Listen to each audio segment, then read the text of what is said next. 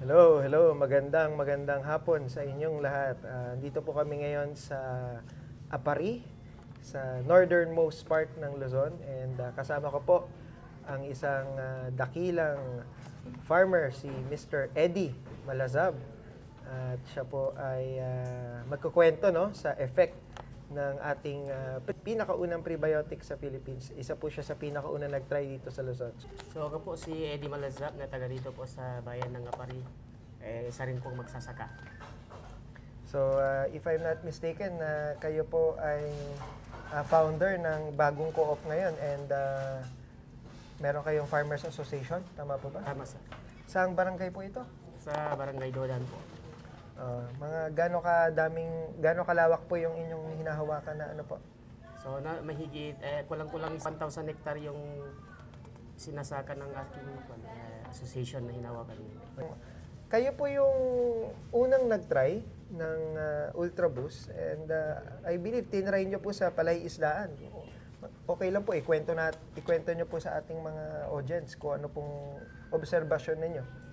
So noong una, binigyan ako ni Sir Hino ng parang demo na sa Ultra Boost, and then ginamit ko dun sa kasi ginamit ko dun sa palayan ko na may fish pan and then may palayan sa gitna. So maganda naman yung epekto. And then pagkatapos noon, kasi medyo hindi na naman magandang panahon noon dahil bumagyo rin sa last year. And then meron pang natira sa akin na dun sa Ultra Boost na binigay nila. And then yun ang ginamit ko dun sa dry season last year. And then parang gumawa ko ng demo para makita kung gaano ka-epekto, kasi sinubukan ko sa wet and then ginamit ko sa dry season. So yung yung 0.4 hectares ko na ginamitan ko ng Ultra Boost, bali ang ginawa ko lang doon, unang-una nagbasal muna ako ng 1620, isang sako lang.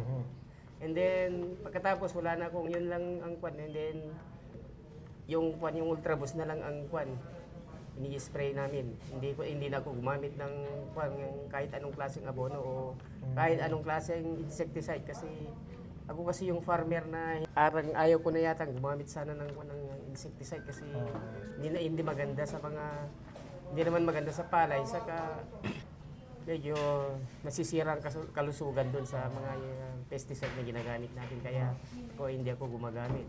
And then doon sa 0.4 na ginamitan ko ng Ultra Boost, bali 3 beses lang ako na nag-spray. Yung naani ko doon, parang hindi kapani-paniwala dahil umani ako ng mga 3.5 metric tons doon sa 0.4. So kung isang hektarya na yun, medyo mataas. So, I believe 67 kabans po yun. 67 at 57. 57 kabans.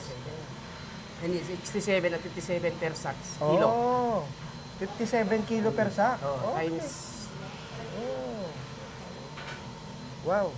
3,800 kilos. Wow. So kung 1 hectare yun, kung 1 hectare, that is 9.5 tons. So, ilang liter ng Ultra Boost po na gamit ninyo? Curious lang ako. Nasa 2 liter lang yun, sir. So underdose. Kasi ang recommended natin is 6 liters per hectare. Yun yung maximum. Minimum 4. Tapos ang regular 5. Pero dun po sa inyong nagamit, kung 0.4 hectares, tapos 2 liters lang, lumalabas ay average dose ang ginamit nyo. Lumalabas average dose po ang nangyari. Yung pang 5. Pero mas may improve pa po yun kung 6 liters ang gagamitin natin. Pero ginamitan nyo po ng additional na isang bag lang ng fertilizer. Yun lang, isang bag. Wow. Nagtataka nga yung kasama ko dahil parang hindi ka pinapaniwala, sabi niya. Dahil noon, sabi niya, bakit hindi na natin ito lang ilagay natin? Basta yun lang, huwag kang gagamit kung yun lang inilagay. Saka maganda po dun, Kuya Eddie, yung lupa nung pinagamitan nyo ay mas organic na. Kasi nga, sa mga manonood natin dito, yung Ultra Boost po, pag in-spray sa lupa, nagmumultiply ng 5,000% ang dami ng good bacteria. So, lumalabas ay kung may 1 billion bacteria sa lupa, magiging 50 billion. Good. Times 5. Times 50 and counting pa yan hanggang 35th day. So, ang ginagawa kasi ng product natin ay pinapakain niya yung mga invisible farmers natin, kundi yung mga mga good bacteria. So, nakakatuwa. 9.5 tons, almost 9.6 tons per hectare. 1 bag of fertilizer. Pero kung gagawin nating kung gagawin nating 1 hectare yon, siguro mga 2 bags. No? 2 bags.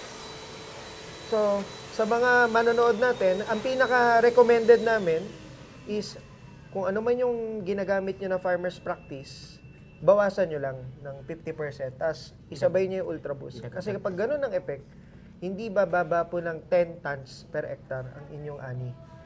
Inbred man yan, lalo na kung hybrid, mas mataas. Pero yung experimentation kasi namin, inbred lang, pero kayang paabuti ng 10 to 12 tons per hectare kung combined ng Ultra Boost at mga fertilizer. Pero kung Ultra Boost alone, pwede rin, kung gusto nyo matipid, average po yun, 6 tons per hectare.